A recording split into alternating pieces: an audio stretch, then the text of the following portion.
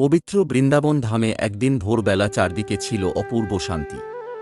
কদম ফুলের সুবাসে ভরে উঠেছিল বনভূমি, আর যমুনার ধারে ধীরে ধীরে জড়ো হচ্ছিলেন ভক্তরা।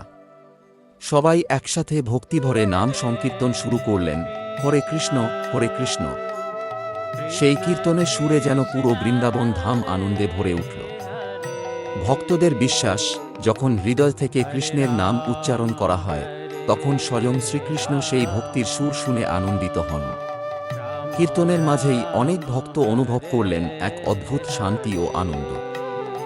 মনে হচ্ছিল যেন কৃষ্ণের মধুর বাঁশির সুর বাতাসে ভেসে আসছে। কথিত আছে, সেই সময় দূরে কদম গাছের ছায়ায় দাঁড়িয়ে হাসছিলেন শ্রী রাধা ও শ্রীকৃষ্ণ। তাঁদের দয়াময় দৃষ্টিতে আশীর্বাদ নেমে আসছিল সকল ভক্তের ওপর।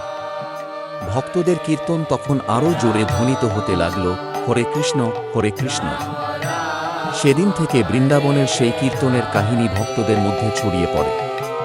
মানুষ বিশ্বাস করতে শুরু করে, ভক্তিভরে কৃষ্ণের নাম জপ করলে হৃদয়ে নেমে আসে শান্তি, প্রেম ও আনন্দ।